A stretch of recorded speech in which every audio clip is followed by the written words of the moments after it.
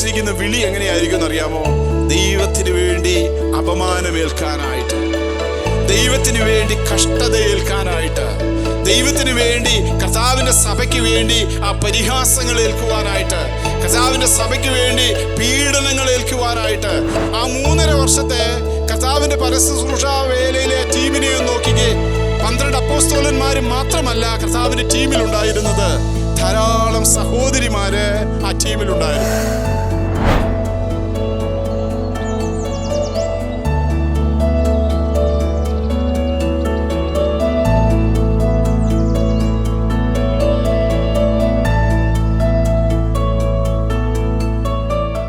ദൈവത്തിൻ്റെ പരിശുദ്ധ നാമം വാഴ്ത്തപ്പെടുമാറാകട്ടെ. നമുക്ക് ഒരുമിച്ച് കർത്താവിനെ മഹത്വപ്പെടുത്തുവാൻ ഒരു പ്രാവശ്യം കൂടെ കർത്താവ് സാവകാശം നൽകിയല്ലോ.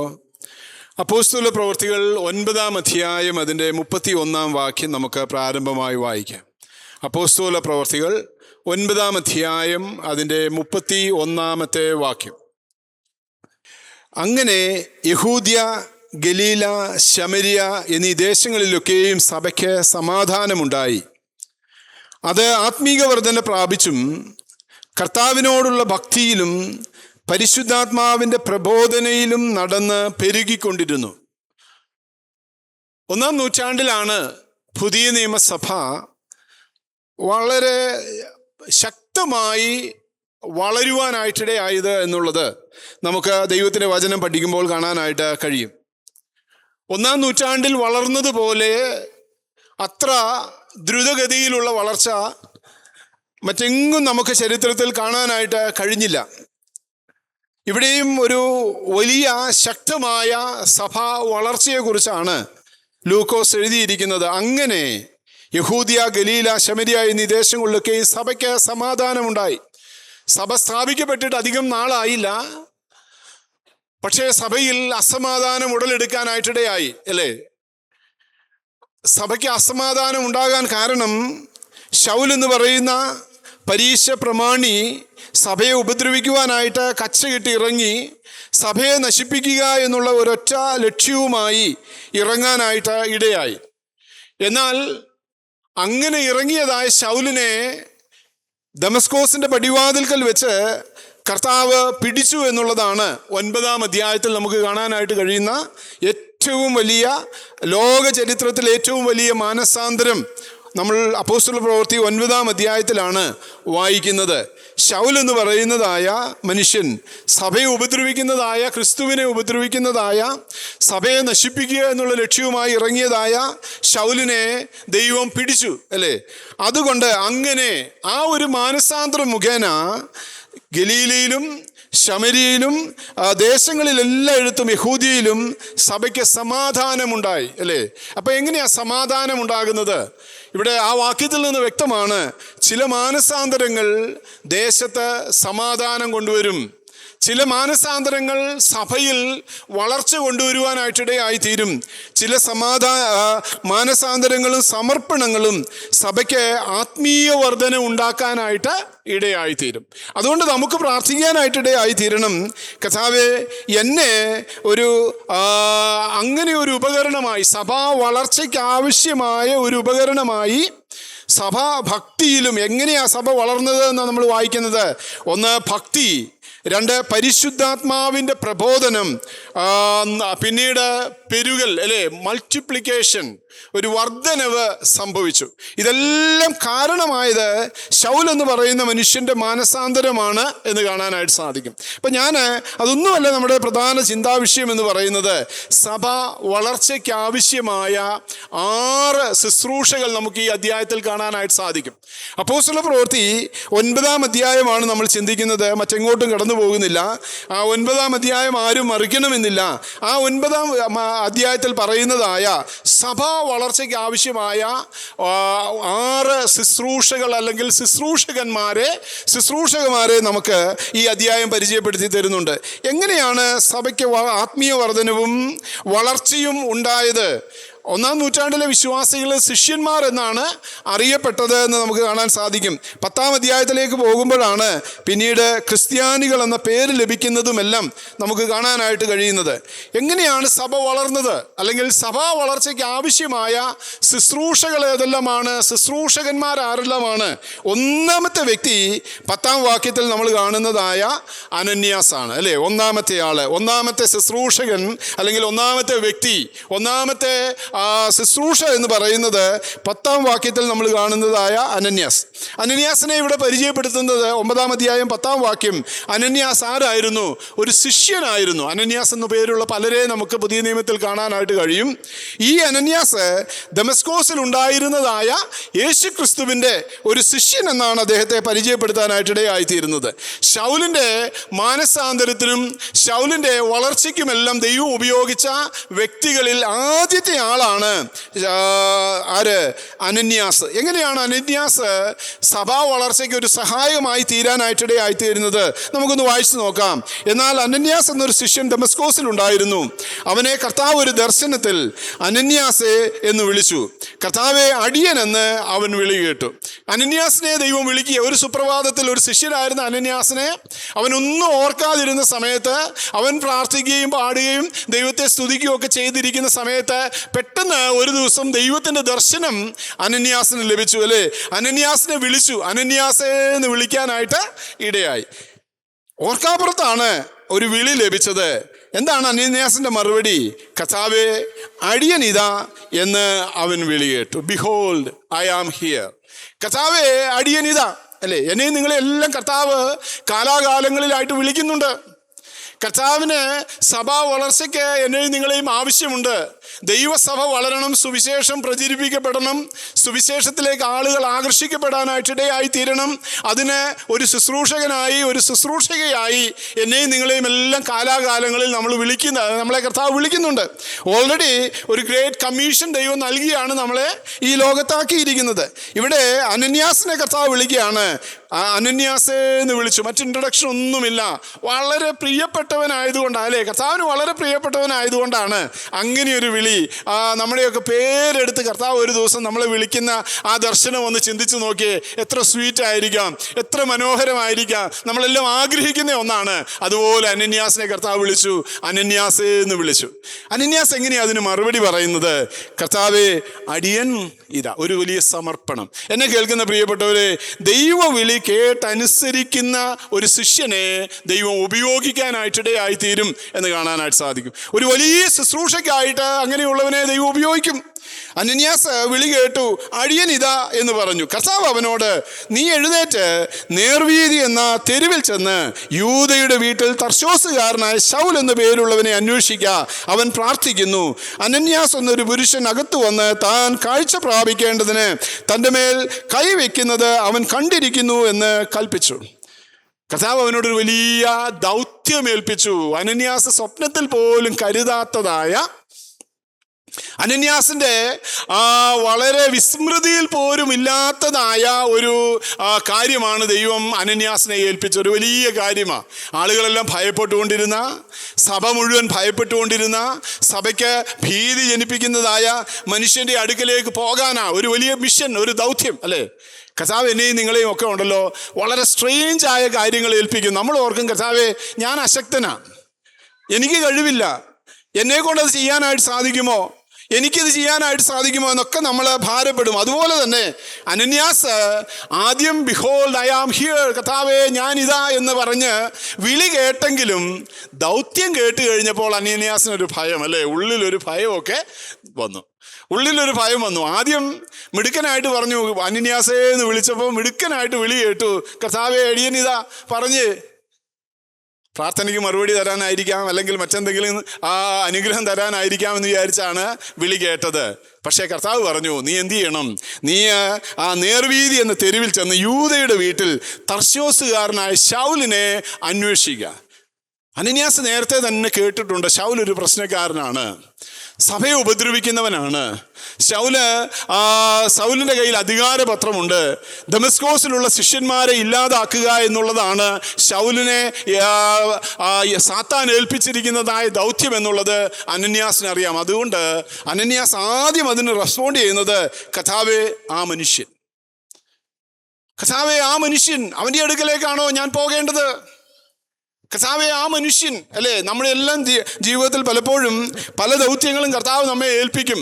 ചിലർക്ക് വേണ്ടി പ്രാർത്ഥിക്കാൻ, ചിലരുടെ മാനസാന്തരത്തിന് വേണ്ടി പ്രാർത്ഥിക്കാൻ, ചിലരെ ദൈവഭാഗത്തേക്ക് കടന്നു വരേണ്ടതിനായിട്ട് അവരോട് ഇടപെടുവാനായിട്ട്, ചിലരെ ശത്രു ഉപയോഗിക്കുന്നത് മനസ്സിലാക്കി കൊടുക്കുവാനായിട്ട് എല്ലാം ദൈവം നമ്മോട് പലപ്പോഴും പറഞ്ഞിട്ടുണ്ട്. പക്ഷേ അവിടെയെല്ലാം നമ്മൾ റെസ്പോണ്ട് ചെയ്യുന്ന പലപ്പോഴും അനന്യാസിനെ പോലെയാണ്. കർത്താവേ ആ മനുഷ്യൻ, യെരൂശലേമിൽ നിന്റെ വിശുദ്ധന്മാർക്ക് എത്ര പലരും, അവൻ ദോഷം ചെയ്യുന്നവനാണ്, അവൻ ദൈവസഭയെ ഉപദ്രവിക്കുന്നവനാണ്, അല്ലേ എന്ന് ഞാൻ കേട്ടിരിക്കുന്നു. ഇവിടെയും നിന്റെ നാമത്തെ വിളിച്ചപേക്ഷിക്കുന്നവരെയൊക്കെയും പിടിച്ചു കെട്ടുവാൻ അവന് മഹാപുരോഹിതന്മാരുടെ അധികാരപത്രമുണ്ട് എന്ന് ഉത്തരം പറഞ്ഞു. അവന് ദൈവസഭയെ ഉപദ്രവിക്കുന്നവനാണ്. എനിക്ക് അങ്ങോട്ട് പോകുവാനായിട്ട് കർത്താവേ അത് സാധിക്കുമോ? സാധിക്കില്ല എന്ന് അനന്യാസ് പറഞ്ഞില്ല. അത് വേണോ കർത്താവേ? യെസ്, പ്രിയപ്പെട്ടവരെ, കർത്താവ് അവനോട് പറയുന്ന ഒരു മറുപടി ഉണ്ട്, അനന്യാസിനോട് പറയുന്ന ഒരു മറുപടി ഉണ്ട്. 15-ാം വാക്യം, കർത്താവ് അവനോട്, നീ പോക, അവൻ എൻ്റെ നാമം ജാതികൾക്കും രാജാക്കന്മാർക്കും ഇസ്രായേൽ മക്കൾക്കും മുമ്പിൽ വഹിപ്പാൻ ഞാൻ തിരഞ്ഞെടുത്തിരിക്കുന്ന ഒരു പാത്രം ആകുന്നു. നീ മറ്റു നെഗറ്റീവ് ഒന്നും നോക്കണ്ട, നീ മറ്റു കാര്യങ്ങളൊന്നും നോക്കണ്ട, യു ഗോ, അല്ലേ? കർത്താവ് എന്നോട് നിങ്ങളോട് പറയാനായിട്ടിടയായി തീരുന്നത്, നീ പോക, നീ അത് ചെയ്യാനായിട്ടിടയായി തീരുക. നിന്നെ ഏൽപ്പിച്ചതായ ദൗത്യം ദൈവ വിളി കേട്ട് അനുസരിക്കുന്നവരായി തീരാനായിട്ട് നിന്റെ ജീവിതത്തിൽ ഇടയായി തീരുന്നു എങ്കിൽ നിനക്ക് ആരായി തീരാനായിട്ട് സാധിക്കും? നിനക്ക് ദൈവം നിന്നെ ഉപയോഗിക്കുന്നതായ ഒരു ശുശ്രൂഷക്കാരനായി തീരാനായിട്ട്, അല്ലെങ്കിൽ ഒരു ശിഷ്യനായി തീരാനായിട്ട് നിനക്ക് സാധിക്കും. അന്യോസിനോട് പറയുന്നത്, നീ മറ്റു നെഗറ്റീവ് ഒന്നും നോക്കല്ലേ, നീ പോക, നീ അനുസരിക്കുക, നിന്നെ തന്നെ ഏൽപ്പിച്ചു കൊടുക്കാനായിട്ട് ഇടയായിത്തീരുക, അല്ലേ? അനന്യാസ് പോയി എന്നാണ് നമുക്ക് കാണാനായിട്ട് സാധിക്കുന്നത്. അപ്പോൾ ഒന്നാമത്തെ ആളെന്ന് പറയുന്നത് അനന്യാസാണ്. അവനെക്കുറിച്ച് നമുക്ക്, അനന്യാസിനെ കുറിച്ച് എന്താ നമുക്ക് വായിക്കാൻ സാധിക്കുന്നത്? ദൈവ വിളി കേട്ട് അനുസരിച്ചതായ ബിഹോൾഡ് ഐ ആം എന്ന് പറഞ്ഞ് പോകാനായിട്ട് ഒരു ഡിഫിക്കൽട്ട് ജോബ് നൽകിയപ്പോൾ, അല്ലേ, വളരെ പ്രയാസമുള്ളതായ ഒരു ദൗത്യം തന്നെ ഏൽപ്പിച്ചപ്പോൾ അതിനെ അനുസരിക്കാനായിട്ട് ഏൽപ്പിച്ചു കൊടുത്തതായ അനന്യാസ്. 1-ാം നൂറ്റാണ്ടിൽ ദൈവസഭ വളരുകയും ആത്മീയ വർധന പ്രാപിക്കുകയും ചെയ്തതിൻ്റെ കാരണം എന്ന് പറയുന്നത് അനന്യാസിനെ പോലെ ഒരു ശിഷ്യൻ.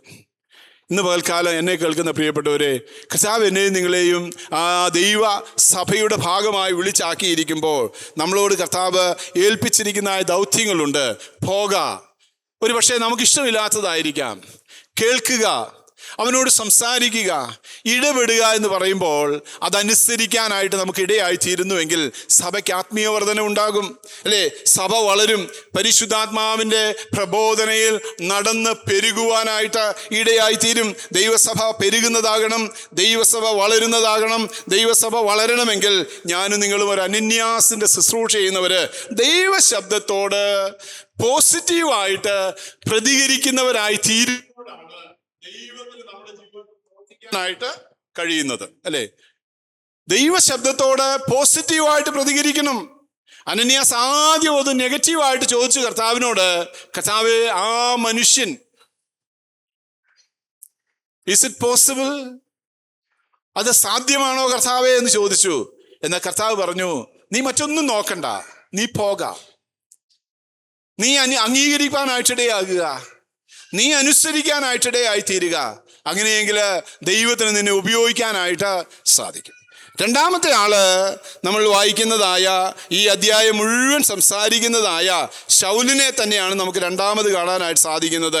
9-ാം അധ്യായത്തിൻ്റെ 4-ാം വാക്യത്തിൽ ശൗലിനെ നമുക്ക് കാണാൻ സാധിക്കുന്നു. ദൈവസഭയുടെ ആത്മീയ വളർച്ചയ്ക്കും വർധനവിനുമായി ദൈവം ഉപയോഗിച്ച രണ്ടാമത്തെ വ്യക്തി 9-ാം അധ്യായം പരിചയപ്പെടുത്തുന്നത്, 1 നമ്മൾ അനന്യാസിനെ കണ്ടു, 2 ശൗൽ, അല്ലേ? ശൗൽ എങ്ങനെയുള്ള മനുഷ്യനായിരുന്നു? അവൻ ദർശനം പ്രാപിച്ചതായ മനുഷ്യനാണ്.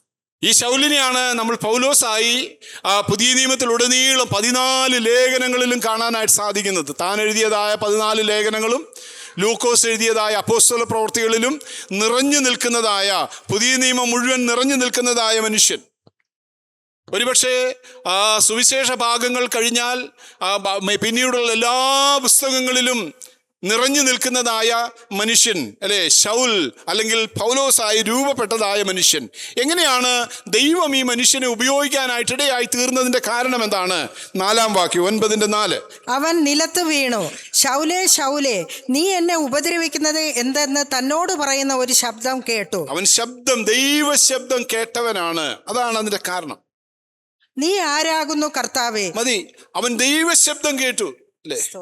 അവന് ദൈവീക ദർശനം പ്രാപിക്കാനായിട്ട് കഴിഞ്ഞു. അവൻ ദർശനം പ്രാപിച്ചവനായ മനുഷ്യനായിരുന്നു. കർത്താവിന് ദൈവസഭയിൽ ഉപയോഗിക്കാനായിട്ട് കഴിയുന്നത് അനന്യാസിനെ പോലെ അനുസരണയുള്ളവരെയാണ്. 2, ദൈവശബ്ദം കേട്ട് അനുസരിക്കുന്നവരെയാണ് ദൈവത്തിന് ഉപയോഗിക്കാനായിട്ട് കഴിയുന്നത്. സഭാ വളർച്ചയിൽ ദൈവത്തിന് ഉപയോഗിക്കാൻ കഴിയുന്നത് അങ്ങനെയുള്ളൊരു മനുഷ്യനെയാണ്. ശൗലിനെ ഇവിടെ നമ്മൾ വായിച്ചത്, അവൻ ദൈവം സംസാരിക്കുന്നതായ ശബ്ദം കേട്ടു, അല്ലേ? ദൈവശബ്ദം കേട്ടു, ദർശനം പ്രാപിക്കാനായിട്ട് ഇടയായി. ദർശനം പ്രാപിച്ച ശൗൽ എന്താ ചെയ്യുന്നത്? 9-ാം അധ്യായത്തിന്റെ 11-ാം വാക്യം. കർത്താവ് അവനോട്, നീ എഴുന്നേറ്റ് നേർവീഥി എന്ന തെരുവിൽ ചെന്ന് യൂദായുടെ വീട്ടിൽ തർസോസുകാരനായ ശൗൽ എന്നു പേരുള്ളവനെ അന്വേഷിക്ക.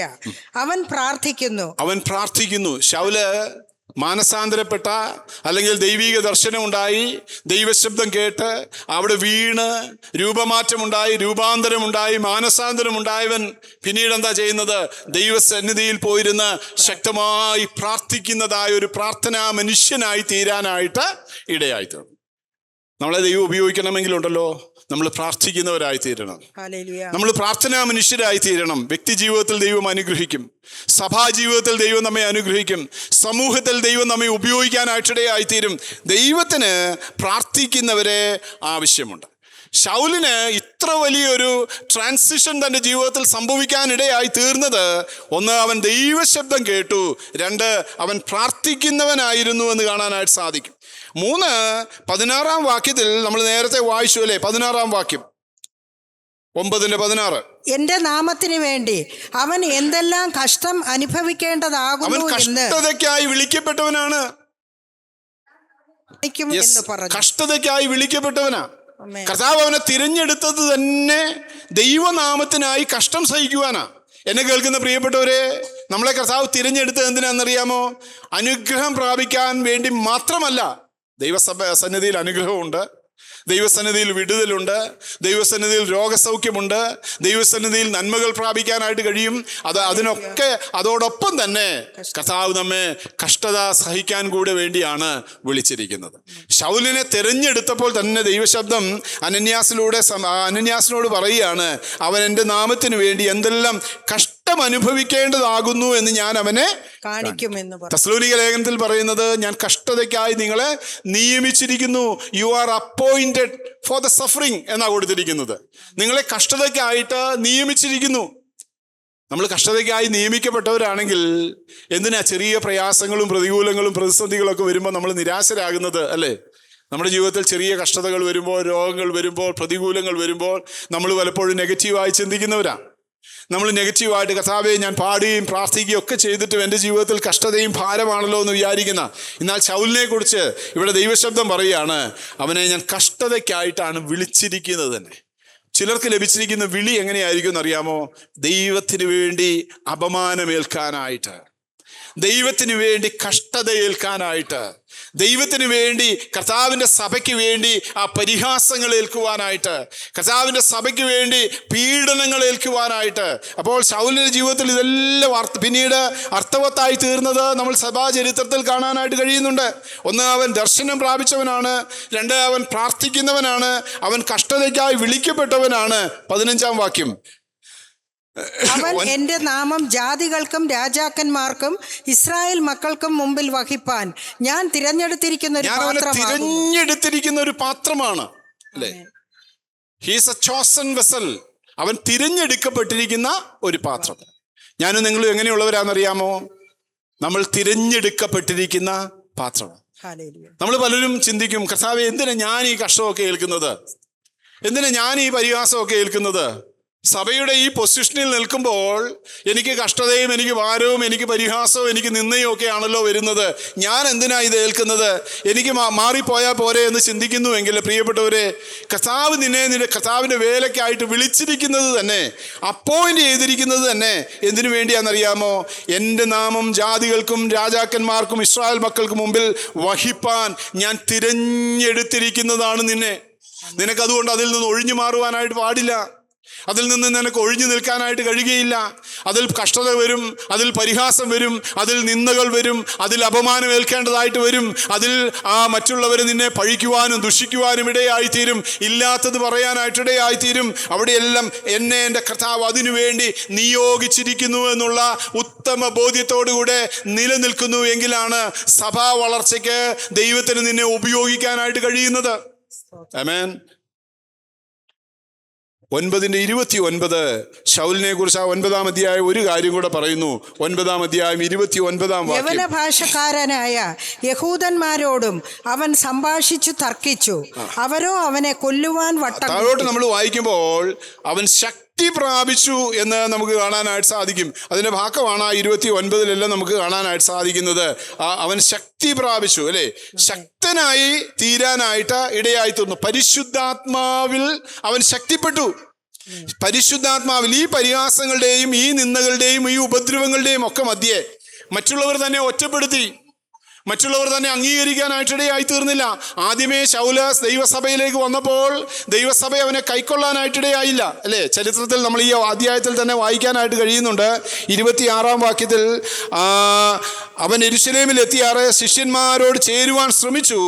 എന്നാൽ അവനൊരു ശിഷ്യനെന്ന് വിശ്വസിക്കാതെ എല്ലാവരും അവനെ പേടിച്ചു. ശൗലിനെ ആരും അംഗീകരിച്ചില്ല. അവന്റെ മാനസാന്തരത്തെ ആരും അംഗീകരിക്കാനായിട്ടിടയായില്ല. അവനെ ഒറ്റപ്പെടുത്താനായിട്ട് ഇടയായിത്തീർന്നു. എന്നാൽ ദൈവം പിന്നീട് ചരിത്രത്തിൽ നമുക്ക് കാണാൻ സാധിക്കുന്നത് ശൗലിനെ ഒരു ശക്തനായ അപ്പോസ്തലനാക്കി രൂപപ്പെടുത്തി. അപ്പോൾ 2 ശുശ്രൂഷകന്മാരെ നമ്മൾ കണ്ടു. അവർ ശിഷ്യന്മാരായിരുന്നു.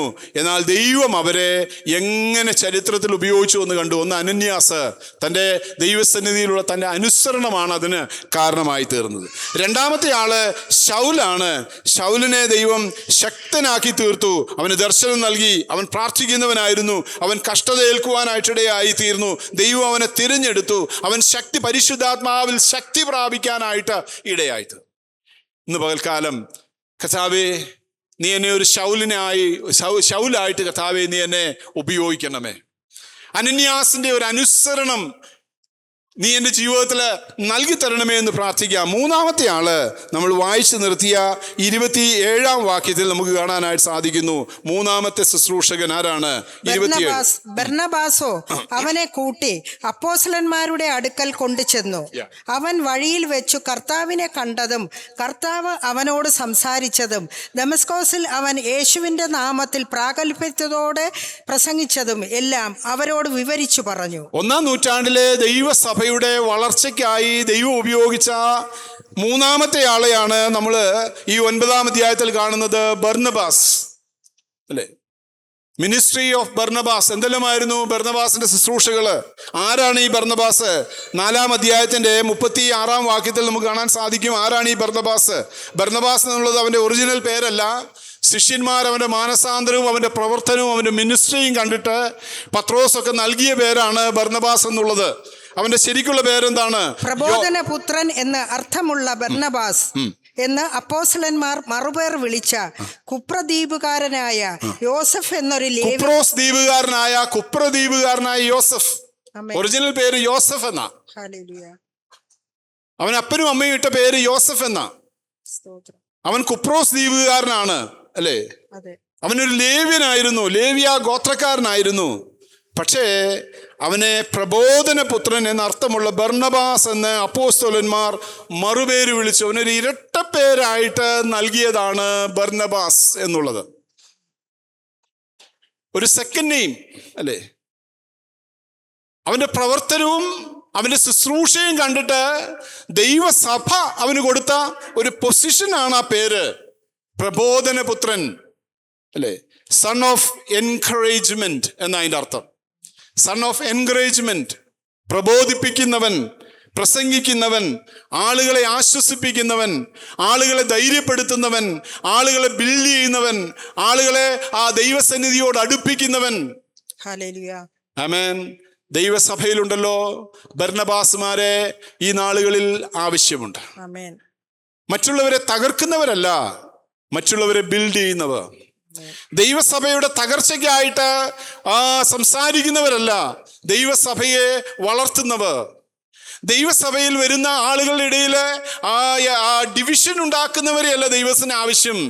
അവരെ എൻകറേജ് ചെയ്ത്, അവരെ പ്രോത്സാഹിപ്പിച്ച്, അവരെ ബിൽഡ് ചെയ്ത്, അവരെ ദൈവകൃപയിൽ വളർത്തുന്നതായ മിനിസ്ട്രി ഓഫ് ബർന്നബാസ് അല്ലെങ്കിൽ പ്രബോധനപുത്രന്റെ ശുശ്രൂഷ ചെയ്യുന്നതായ ദൈവമക്കളെയാണ് ദൈവത്തിന് ഈ നാളുകളിൽ ദൈവസഭയുടെ വളർച്ചയ്ക്ക് ആവശ്യമായിരിക്കുന്നത്, അല്ലേ? അവൻ എന്താ ചെയ്യാനായിട്ടിടയായി തീർന്നത്? 9-ാം അധ്യായത്തിന്റെ 27 ബർന്നബാസോ അവനെ കൂട്ടി അപ്പോസ്തലന്മാരുടെ അടുക്കൽ കൊണ്ടുചെന്നു. അവൻ വഴിയിൽ വെച്ച് കർത്താവിനെ കണ്ടതും, ആര്? ശൗൽ വഴിയിൽ വെച്ച് കർത്താവിനെ കണ്ടതും. ഇത് പലരോടും ശൗൽ അക്കാലത്ത് പറഞ്ഞു കാണും. ഞാൻ ദമസ്കോസിന്റെ പടിവാതിൽക്കൽ വെച്ച് യേശുവിന്റെ ദർശനം എനിക്കുണ്ടായി, ഒരു മിന്നൽ വന്നു, ഞാൻ താഴെ വീണു, അവിടെ നിന്ന് കർത്താവിനോട് സംസാരിച്ചു. ശൗലേ ശൗലേ, നീ എന്നെ ഉപദ്രവിക്കുന്നത് എന്ത് എന്ന് യേശു എന്നോട് സംസാരിച്ചു. ആളുകൾ എന്തു പറഞ്ഞു? ശിഷ്യന്മാരെന്തു പറഞ്ഞു? അവൻ പുളു അടിക്കുക എന്ന് പറഞ്ഞു കാണും, അല്ലേ? അവൻ കള്ളം പറയുക എന്ന് പറഞ്ഞു കാണും. എല്ലാവരും അവനെ പേടിച്ചു, അവനെ ആരും വിശ്വസിച്ചില്ല.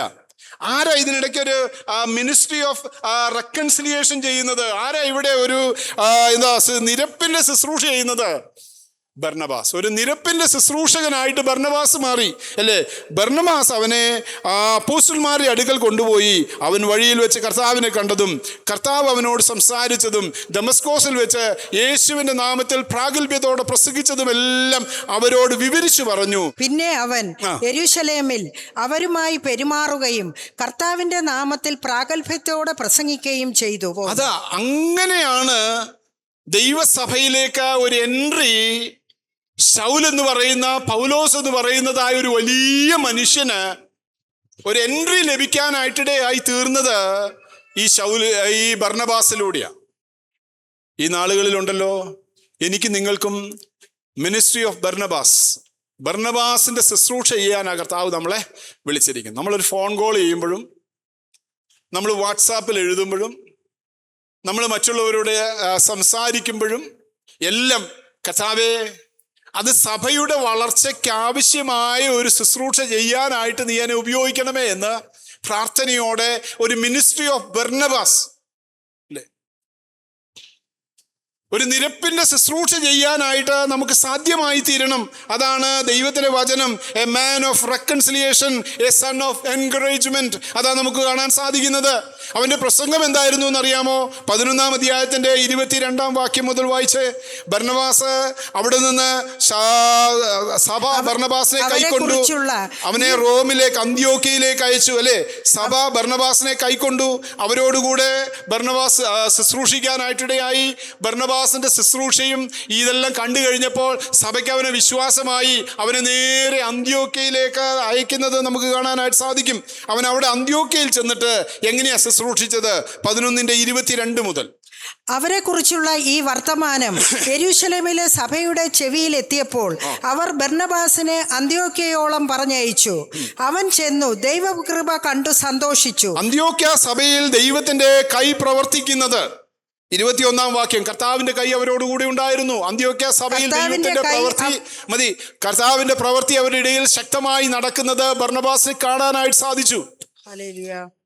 കർത്താവിന്റെ കരം ആ സഭയിൽ നടക്കുന്നു. പ്രയാസമുണ്ട്, പ്രശ്നങ്ങളുണ്ട്, പീഡനങ്ങളുണ്ട്, പ്രതികൂലങ്ങളുണ്ട്. എങ്കിലും മാറി നിന്ന് ബർന്നബാസ് നോക്കിയപ്പോൾ അവിടെ ദൈവകരമുണ്ട്. ദൈവത്തിന്റെ പ്രവൃത്തി അവിടെ സംഭവിക്കുന്നുണ്ട്. അതുകൊണ്ട് ബർന്നബാസിന് അവരുടെ ഇടയിൽ പറയാനുള്ളതായ എക്സോട്ടേഷൻ പ്രസംഗം എന്ന് പറഞ്ഞാൽ അത് നമ്മൾ 22 വായിച്ചത്. അവരെ കുറിച്ചുള്ള ഈ വർത്തമാനം യെരൂശലേമിലെ സഭയുടെ ചെവിയിലെത്തിയപ്പോൾ അവർ ബർന്നബാസിനെ അന്ത്യോക്യയോളം അയച്ചു. അവൻ ചെന്ന് ദൈവകൃപ കണ്ട് സന്തോഷിച്ചു. ദൈവകൃപ കണ്ട് സന്തോഷിച്ചു. എല്ലാവരും എവിടെയാ കൃപ കണ്ടതെന്ന് അറിയാമോ? ബർന്നബാസ് എവിടെയാ ദൈവകൃപ കണ്ടത്? ആമേൻ. പറഞ്ഞേ, നോക്കിയേ, ബൈബിളിൽ നോക്കിയേ, എവിടെയാ ദൈവകൃപ കണ്ടത്? വലിയൊരു കൂട്ടം വിശ്വസിച്ചു. പറഞ്ഞോ, അന്ത്യോക്യയിൽ അല്ലേ? ആമേൻ. ഇനി അന്ത്യോക്യ എന്ന് പറഞ്ഞ ഒരു സ്ഥലമാ. അന്ത്യോക്യയിൽ എവിടെയാ ദൈവകൃപ കണ്ടത്? അന്ത്യോക്യ സഭയിലാണ് ദൈവകൃപ കണ്ടത്. ആമേൻ. ബർന്നബാസ് ദൈവകൃപ കണ്ടത് അന്ത്യോക്യ സഭയ്ക്കുള്ളിലാ. അപ്പൊ ദൈവസഭയ്ക്കുള്ളിൽ എന്ത് കാണണമെന്നറിയാമോ? ദൈവകൃപ കാണണം. ബർന്നബാസ് എവിടെ നിന്ന് വന്നതാ? ബർന്നബാസ് അന്ത്യോക്യക്കാരനല്ല അല്ലെ, ഒറിജിൻ കുപ്രോസുകാരനാണ്. ഇപ്പോൾ യെരൂശലേമിൽ നിന്നാണ് മിനിസ്ട്രിക്കായിട്ട് പ്രസംഗിക്കാനായിട്ട് അന്ത്യോക്യയിലേക്ക് വന്നതാണ്. പുറത്തു നിന്ന് വന്ന ആളാ.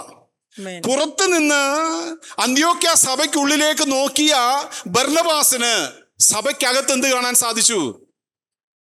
ഗ്രൂപ്പിസമാണോ? അല്ല. അല്ലേ? തമ്മി തല്ലുന്നതാണോ? അല്ല. കുറ്റം പറയുന്നതാണോ? അല്ല. പിന്നെ എന്ത് കാണാൻ സാധിച്ചു? ദൈവകൃപ കാണാനായിട്ട് സാധിച്ചു.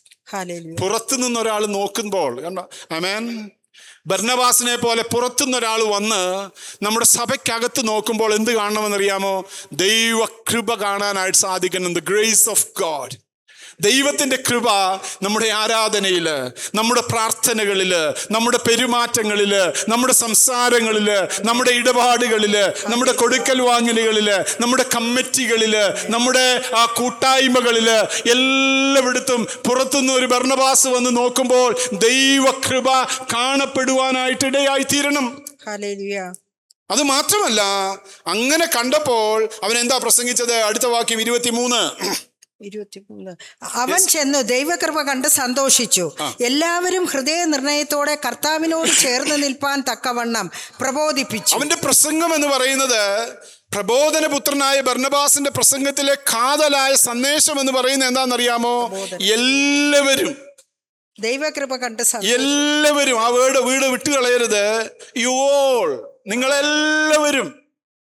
എല്ലാവരും എന്ന് പറഞ്ഞാൽ അതിനകത്ത് ആരൊക്കെയുണ്ട്? എല്ലാവരും എന്ന് പറഞ്ഞാൽ അതിനകത്ത് ആരൊക്കെയുണ്ട്? എല്ലാവരും ഉണ്ട് അല്ലേ? എല്ലാവരും. ആമേൻ. എല്ലാവരും എന്ത് ചെയ്യണം എന്നാ പറഞ്ഞത്? ഹൃദയ നിർണയത്തോടെ കർത്താവിനോട് ചേർന്ന് നിൽപ്പാൻ തക്കവണ്ണം പ്രബോധിപ്പിച്ചു. യു ഓൾ, നിങ്ങൾ എല്ലാവരും കൂടെ ഹൃദയ പരമാർത്ഥതയോടുകൂടെ. ആമേൻ. ഹൃദയ പരമാർത്ഥതയോടുകൂടെ. കൈ കൊടുക്കുമ്പോൾ ഹൃദയത്തിൽ നിന്ന് കൊടുക്കണം. സംസാരിക്കുമ്പോൾ ഹൃദയത്തിൽ നിന്ന് സംസാരിക്കണം. ഇടപെടുമ്പോൾ ഹൃദയത്തിൽ നിന്ന് ഇടപെടണം അല്ലേ? നമുക്ക് പലപ്പോഴും സഭയില് പലരെയും മനസ്സിലാക്കാൻ സാധിക്കാത്ത ഒരു കാര്യമാണ്. എങ്ങനെയാ നമ്മളോട് ഇടപെടുന്നത്, എങ്ങനെയാ നമ്മളോട് സംസാരിക്കുന്നത്, എങ്ങനെയാ നമ്മളോട് ഇടപെടുന്നത് നമുക്ക് മനസ്സിലാകില്ല. പറയുന്നതൊന്നും പ്രവർത്തിക്കുന്നത് വേറൊന്നുമായിരിക്കും പലപ്പോഴും. അത് പാടില്ല. അതാണ് ബർന്നബാസ് അവരോട് ശുശ്രൂഷിക്കാനായിട്ടിടയായി തീർന്നത്. കഴിഞ്ഞ ദിവസം ഒരു കാർട്ടൂൺ അച്ഛൻ ഷെയർ ചെയ്തു ഗ്രൂപ്പിൽ. അതെനിക്ക് ഇഷ്ടപ്പെട്ടു അല്ലേ? കർത്താവിൻ്റെ തോളിൽ കൈയിട്ട് നിൽക്കുമ്പോഴും മറ്റേ കൈ എവിടെയാണ്? ലോകത്തിന് കരം കൊടുക്കുന്നതായ ആളുകളെ, അങ്ങനെയുള്ളവരെ നമുക്ക് ദൈവസഭയിൽ കാണാനായിട്ട് സാധിക്കും. ദൈവസഭയുടെ ഭാഗമായി നിൽക്കുകയും ജനലിനുള്ളിലൂടെ കൈ വെളിയിലേക്ക് ഇടുകയും ചെയ്യുന്ന ആളുകളെ അക്കാലത്തും ഉണ്ടായിരുന്നു. അതുകൊണ്ടാണ് ബർന്നബാസ് പറയാനായിട്ടിടയായി തീർന്നത്, നിങ്ങളെല്ലാവരും, ഈ സഭയിലുള്ള എല്ലാവരും, ഈ അന്ത്യോക്യ സഭയിലുള്ള നിങ്ങളെല്ലാവരും ഹൃദയ നിർണയത്തോടുകൂടെ എന്ത് ചെയ്യണം? കർത്താവിനോട് ചേർന്ന് നിൽക്കണം. കർത്താവിനോട് ചേർന്ന് നിൽക്കണം അല്ലേ? പാറോട്ടുകോണത്ത് നിന്നുകൊണ്ട് തമ്പാനൂരിലേക്ക് കാല് വെക്കരുത്. ആമേൻ. പാറോട്ടുകോണത്ത് നിൽക്കുമ്പോൾ പാറോട്ടുകോണത്ത് തന്നെ 2 കാലും ഉറച്ചു നിൽക്കാനായിട്ടിടയായി തീരണം അല്ലേ? പാറോട്ടുകോണത്ത് നിന്നുകൊണ്ട് മരുതൂരിലേക്ക് കൈ നീട്ടുമ്പോൾ എന്തോ പ്രശ്നമുണ്ട്, അപ്പോൾ എന്തൊക്കെയോ കുഴപ്പങ്ങളുണ്ട്. അത് സംഭവിക്കരുത്. നിങ്ങൾ അന്ത്യോക്യ സഭയിൽ ദൈവത്തെ ആരാധിക്കുന്ന ദൈവമക്കളെല്ലാം അന്ത്യോക്യ സഭയുടെ വർധനവിന്, അന്ത്യോക്യ സഭയിലെ ആത്മീയ പുരോഗതിക്ക്, അന്ത്യോക്യ സഭയിലെ ഐക്യതയ്ക്ക്, അന്ത്യോക്യ സഭയുടെ വളർച്ചയ്ക്ക് വേണ്ടി പരിശ്രമിക്കുന്നവരായി തീരണം. മരുതൂരിലെ സഭ അവരവരുടെ പുരോഗതിക്ക് വേണ്ടി അവർ പ്രവർത്തിച്ചോളും. നമ്മളാരും ഇവിടെ നിന്നുകൊണ്ട് മരുതൂരിലെ സഭയെ വളർത്താനായിട്ട് പരിശ്രമിക്കരുത്. ആമേൻ. അതാണ് ബർന്നബാസ് പറഞ്ഞതിന്റെ സാരം. അവരും കർത്താവിനെ ആരാധിക്കുന്നവരാണ്. അവരെന്ത് ചെയ്തോളും? മരുതൂരിലെ സഭക്കാരും മരുതൂരിലെ ആത്മീയ വർധനയ്ക്കായിട്ട് അവർ ചെയ്തോളും. ഇല്ലെങ്കിൽ കർത്താവ് അവരോട് ഇടപെട്ടോളും. നിങ്ങൾ പാറോട്ടുകോണത്തെ ദൈവത്തെ ആരാധിക്കുന്നവർ, അല്ലെങ്കിൽ അന്ത്യോക്യയിൽ ദൈവത്തെ ആരാധിക്കുന്നവർ, നിങ്ങൾ എങ്ങനെ നിൽക്കണമെന്നാ പറഞ്ഞിരിക്കുന്നത്? ആ 23-ാം വാക്യം ഒന്നുകൂടെ നോക്കിയേ. നിങ്ങളെല്ലാവരും ഹൃദയ നിർണയത്തോടുകൂടെ, അല്ലേ, ഫുൾ ഹാർട്ടഡോടുകൂടെ, എല്ലാവരും ഹൃദയ നിർണയത്തോടുകൂടെ കർത്താവിനോട് ചേർന്ന് നിൽക്കണം. അവിടെ ബർന്നബാസ് പറഞ്ഞില്ല എന്നോട് ചേർന്ന് നിൽക്കണമെന്ന് പറഞ്ഞില്ല, പൗലോസിനോട് ചേർന്ന് നിൽക്കണമെന്ന് പറഞ്ഞില്ല. ആരോട് ചേർന്ന് നിൽക്കണമെന്ന് പറഞ്ഞു? കർത്താവിനോട് ചേർന്ന് നിൽക്കണം. ദൈവസഭയ്ക്ക് ഒരൊറ്റ ലീഡറേ ഉള്ളൂ. ആമേൻ. ദൈവസഭയ്ക്ക് ഒരൊറ്റ ലീഡറേ ഉള്ളൂ. അത് കർത്താവായ യേശു ക്രിസ്തു. സഭയ്ക്ക് വേണ്ടി കാൽവറി ക്രൂശിൽ മരിച്ചടക്കപ്പെട്ട്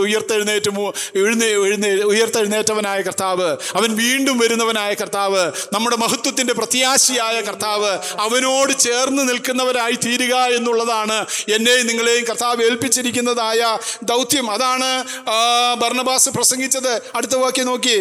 അവൻ നല്ല മനുഷ്യനും പരിശുദ്ധാത്മാവിനാലും വിശ്വാസത്താലും നിറഞ്ഞവനുമായിരുന്നു. അവൻ നല്ല മനുഷ്യനും പരിശുദ്ധാത്മാവിനോടും വിശ്വാസത്താലും നിറഞ്ഞവനുമായിരുന്നു. വളരെ പുരുഷാരം കർത്താവിനോട് ചേർന്നു, അല്ലേ? അവന്റെ പ്രസംഗം കേട്ടിട്ട് വളരെ ആളുകൾ കർത്താവിനോട് ചേരാനായിട്ട് ഇടയായി തീർന്നു. ഞാനിവിടെ എല്ലാവരും വന്ന് പ്രസംഗിച്ചപ്പോഴും എല്ലാവരും ഏകാഗ്രതയോടെ, ഐക്യതയോടെ, ഹൃദയനിർണയത്തോടെ നിൽക്കണമെന്ന് പറഞ്ഞതും അന്ത്യോക്യ സഭയോടാണ് ബർന്നബാസ് പറഞ്ഞത്. അതുപോലെ അതാത് പ്രാദേശിക സഭകൾ, ആമേൻ, അതാരും മറന്നു പോകരുത്. അതാത് പ്രാദേശിക സഭകൾ അതാത് പ്രാദേശിക സഭയുടെ വളർച്ചയ്ക്കായിട്ട് പ്രവർത്തിക്കുമ്പോൾ യൂണിവേഴ്സൽ സഭ വളരും. ആമേൻ. അതാത് പ്രാദേശിക സഭകളുടെ വളർച്ചയ്ക്കായിട്ട് ഒരുമിച്ച് നിന്ന് കരം കോർത്ത് ഐക്യതയോടെ സ്നേഹത്തോടെ പ്രവർത്തിക്കുമ്പോൾ അതാത് സഭകൾ വളരുന്നതോടുകൂടെ ഓട്ടോമാറ്റിക്കലായി യൂണിവേഴ്സൽ സഭ വളരും. ആമേൻ. അതിനുവേണ്ടിയാണ് ഞാനും നിങ്ങളും നമ്മെ തന്നെ ഏൽപ്പിച്ചു കൊടുക്കേണ്ടത്. അതാണ് ബർന്നബാസ് ചെയ്തത്. അതെന്തുകൊണ്ട് അവൻ അങ്ങനെ പ്രസംഗിച്ചത്? അവൻ നല്ല മനുഷ്യനും പരിശുദ്ധാത്മാവിലും വിശ്വാസത്താലും നിറഞ്ഞവനും ആയിരുന്നു. അതുകൊണ്ട് വളരെ പുരുഷാരം ആ ദൈവസഭയോട് ചേർന്നു. അപ്പോൾ എന്താണ് മൂന്നാമത്തെ ശുശ്രൂഷ? ബർന്നബാസിന്റെ ശുശ്രൂഷയായിരുന്നു son of encouragement, a man of reconciliation. അവന്റെ പ്രസംഗം മുഴുവൻ എല്ലാവരും ഹൃദയ നിർണയത്തോടെ കർത്താവിനോട് ചേർന്ന് നിൽക്കുക. 1 കൊരിന്ത്യർ 9:6 ഒരു കാര്യം കൂടെ ബർന്നബാസിനെ കുറിച്ച് പൗലോസ് പറയുന്നുണ്ട്, തന്നെക്കുറിച്ചും ബർന്നബാസിനെ കുറിച്ചും. 1 കൊരിന്ത്യർ 9:6 അവൻ ഈ പ്രബോധനങ്ങളെല്ലാം പറഞ്ഞതുണ്ടല്ലോ സ്വന്തം ചെലവില. ഈ യാത്രകൾ ചെയ്തതും ഈ കാര്യങ്ങളെല്ലാം ചെയ്തതും ദൈവവേലയുടെ ഭാഗമായി തീർന്നതും സ്വന്തം ചെലവിലാണ്. ഒരു വലിയ മാതൃക അവിടെ കാണിക്കുന്നത് 9:6. അല്ല, വേല ചെയ്യാതിരിപ്പാൻ എനിക്കും ബർന്നബാസിനും മാത്രം അധികാരമില്ല എന്നുണ്ടോ? ആ പറഞ്ഞതിന്റെ സാരം എന്താണെന്നറിയാമോ? ഞാനും ബർന്നബാസും സ്വന്തം ചെലവിൽ കർത്താവിന്റെ വേല ചെയ്യുന്നവരാണ് എന്നാണ് പൗലോസ് പറഞ്ഞതിന്റെ സാരം. എനിക്കും ബർന്നബാസിനും മാത്രം വേല ചെയ്യാതിരിപ്പാൻ സ്വാതന്ത്ര്യമില്ല എന്ന് നിങ്ങൾ കരുതുന്നുണ്ടോ? ഞങ്ങൾ ഇപ്പോഴും കൂടാരപ്പണി എടുത്ത്, അല്ലേ, കൂടാരം നിർമ്മിച്ച് സ്വന്തം കൈകൊണ്ട് വേല ചെയ്താണ് കർത്താവിന്റെ വേല ചെയ്തു വരുന്നത്. അപ്പോൾ ബർന്നബാസ് സ്വന്തം ചെലവിൽ അധ്വാനിച്ച് സുവിശേഷ വേല ചെയ്തതായ വ്യക്തിയാണ്. 4-ാമത്തെ ആളെ നമുക്ക് പരിചയപ്പെടാം. 9:32. 3 ആളെ നമ്മൾ കണ്ടു. 1 അനന്യാസ് ആയിരുന്നു, അവൻ അനുസരിക്കുന്നവനായിരുന്നു. 2 ശൗലായിരുന്നു, അവൻ ദർശനം പ്രാപിച്ചവനും പ്രാർത്ഥിക്കുന്നവനുമായിരുന്നു. 3 ബർന്നബാസ് ആയിരുന്നു, അവൻ പ്രബോധനപുത്രനായിരുന്നു, മാൻ ഓഫ് റെക്കൺസിലിയേഷൻ ആയിരുന്നു. എല്ലാവരും ഐക്യതയോടെ നിൽക്കുക എന്ന് മറ്റുള്ളവരെ പ്രബോധിപ്പിച്ചവനായിരുന്നു. 4-ാമത്തെ ആള് 9:32. പത്രോസ് എല്ലായിടവും സഞ്ചരിക്കയിൽ ലുദ്ദയിൽ പാർക്കുന്ന വിശുദ്ധന്മാരുടെ അടുക്കലും ചെന്നു. നാലാമത്തെ ആള് പത്രോസ് ആണ്. നാലാമത്തെ ശുശ്രൂഷകൻ. പത്രോസിന്റെ ശുശ്രൂഷ എന്തായിരുന്നു? പത്രോസ് എല്ലായിടവും സഞ്ചരിക്കയിൽ ലുദ്ദയിലും എത്തി. അവൻ എല്ലായിടവും സഞ്ചരിക്കുന്ന ആളായിരുന്നു. പത്രോസിനെ നമുക്ക് ദൈവത്തിന്റെ വചനം പരിചയപ്പെടുത്തുന്നത് ഒരു സഞ്ചാര സുവിശേഷകനായിരുന്നു. ഇറ്റിനറന്റ് ഇവാഞ്ചലിസ്റ്റ്, സഞ്ചാര സുവിശേഷകൻ. എല്ലായിടവും സഞ്ചരിച്ച്. ആധുനിക യാത്രാ സൗകര്യങ്ങളൊന്നുമില്ല. സ്വന്തമായിട്ടൊരു ഇന്നോവ കാറില്ല, അല്ലേ? ചാർട്ടേഡ് വിമാനങ്ങളില്ല, പ്ലെയിനും ഇല്ല, ട്രെയിനും ഇല്ല, ഒരു കഴുത പോലും തനിക്ക് സ്വന്തമായിട്ട് ഇല്ല. ഇന്നത്തെ സുവിശേഷകർക്ക് ഇതെല്ലാം ഉണ്ട്. പക്ഷേ സുവിശേഷം മാത്രം ഇല്ല എന്നുള്ളതാണ് വാസ്തവം. സ്വന്തമായി ഫ്ലൈറ്റ് ചാർട്ട് ചെയ്ത് തിരുവനന്തപുരത്ത് വന്ന് പ്രസംഗിച്ച് പോയ ആളുകളൊക്കെ ഉണ്ട്, അല്ലേ, ചരിത്രത്തിൽ. പത്രോസിനെ നമുക്ക് കാണാൻ സാധിക്കുന്നത് ഇതൊന്നും ഉണ്ടായിരുന്നില്ല. പാരമ്പര്യ സഭകൾ പത്രോസിന്റെ സിംഹാസനം എന്നൊക്കെ പറയുന്നുണ്ട്. പത്രോസിന്റെ സിംഹാസനം. പത്രോസിന് സിംഹാസനം പോയിട്ട് ഇരിക്കാൻ ഒരു സ്റ്റൂള് പോലും ഇല്ലായിരുന്നു എന്നുള്ളതാണ് ദൈവത്തിന്റെ വചനം പഠിക്കുമ്പോൾ നമുക്ക് കാണാൻ സാധിക്കുന്നത്. പത്രോസിന്റെ സിംഹാസനത്തിൽ ഇരിക്കുന്ന ആളെന്നൊക്കെ പരിചയപ്പെടുന്നുണ്ട് പാരമ്പര്യ സഭകൾ. പത്രോസിന് അങ്ങനെ ഒരു സിംഹാസനമൊന്നും ഇല്ല എന്നാണ് ബൈബിൾ പറയുന്നത്. പത്രോസ് എങ്ങനെയുള്ള മനുഷ്യനായിരുന്നു? പത്രോസ് എല്ലായിടവും സഞ്ചരിക്കയിൽ ലുദ്ദയിലും എത്തി, വിശുദ്ധന്മാരുടെ അടുക്കലും ചെന്നു. അവൻ സഞ്ചരിച്ച് സുവിശേഷ വേല ചെയ്യുക. ലുദ്ദയിലുള്ള ശിഷ്യന്മാരെ, വിശുദ്ധന്മാരെ കാണാനായിട്ട് അവിടെ ചെന്നു. അവിടുത്തെ ഒരു പ്രധാന മനുഷ്യനായിരുന്നു, അല്ലെങ്കിൽ ഒരു ശിഷ്യനായിരുന്നു ഐനയാസ് എന്ന് പറയുന്നതായ വ്യക്തി, അല്ലേ? വായിച്ചോ നമുക്ക് 33. അവിടെ പക്ഷവാതം പിടിച്ച് 8 സംവത്സരമായി കിടപ്പിലായിരുന്ന ഐനയാസ് എന്ന് പേരുള്ള ഒരു മനുഷ്യനെ കണ്ടു. ഈ ഐനയാസ് ലുദ്ദയിലെ ഒരു വിശ്വാസിയായിരുന്നു, ഒരു വിശുദ്ധനായിരുന്നു. അവിടെ വിശുദ്ധന്മാരെ സന്ദർശിക്കുന്ന കൂട്ടത്തിൽ ഐനയാസിനെ കണ്ടു. ഐനയാസ് 8 സംവത്സരമായി കിടപ്പിലായിരുന്നു എന്ന് കാണാനായിട്ട് സാധിക്കും. ഒരു കിടപ്പ് രോഗിയാ. വായിച്ചു. പത്രോസ് അവനോട്, ഐനയാസേ, യേശുക്രിസ്തു നിന്നെ സൗഖ്യമാക്കുന്നു, എഴുന്നേറ്റ് താനായി തന്നെ കിടക്ക വിരിച്ചു കൊള്ളുക എന്ന് പറഞ്ഞു. ഐനയാസേ, യേശുക്രിസ്തു നിന്നെ സൗഖ്യമാക്കും. ആമേൻ. ഒരു അധികാരത്തിന്റെ ശുശ്രൂഷ. ആമേൻ. ഈ നാളുകളിൽ കർത്താവ് ദൈവസഭയിൽ എന്നെയും നിങ്ങളെയും ഏൽപ്പിച്ചിരിക്കുന്നത് എന്താണെന്നറിയാമോ? ഒരു അധികാരത്തിന്റെ ശുശ്രൂഷ. ഹല്ലേലൂയ. ഒരു അധികാരത്തിന്റെ ശുശ്രൂഷ. പത്രോസ് ഐനയാസിന്റെ വീട്ടിൽ ചെന്ന് ഐനയാസിനോട് പറയുകയാണ്, ഐനയാസേ, യേശു ക്രിസ്തു നിന്നെ സൗഖ്യമാക്കുന്നു, നീ ആയിട്ട് തന്നെ എഴുന്നേറ്റ് നിന്റെ കിടക്ക വിരിച്ചു കൊള്ളുക എന്ന് പറഞ്ഞു. അടുത്ത ക്ഷണത്തിൽ ഐനയാസ് ചാടി എഴുന്നേറ്റ് കിടക്ക വിരിച്ചു എന്നാണ് നമുക്ക് കാണാൻ സാധിക്കുന്നത്. ഒരു അധികാരത്തിന്റെ ശുശ്രൂഷ. പ്രിയപ്പെട്ടവരെ, കർത്താവിന് ഈ നാളുകളിൽ എന്നെയും നിങ്ങളെയും പത്രോസിനെ ഉപയോഗിച്ചതുപോലെ ഉപയോഗിക്കാനായിട്ട് സാധിക്കും. നമുക്കതിനുള്ള ധൈര്യം വേണം, നമുക്കതിനുള്ള പ്രതീക്ഷ വേണം, നമുക്കതിനുള്ള പ്രത്യാശ വേണം, നമുക്കതിനുള്ള വിശ്വാസം വേണം. കർത്താവേ, ഈ നാളുകളിൽ എന്നെ ഒരു സുവിശേഷകനായി, സുവിശേഷത്തിന്റെ വ്യാപനത്തിനായി ഉപയോഗിക്കുന്നവനായിട്ട് നീ എന്നെ ഉപയോഗിക്കണമേ കർത്താവേ.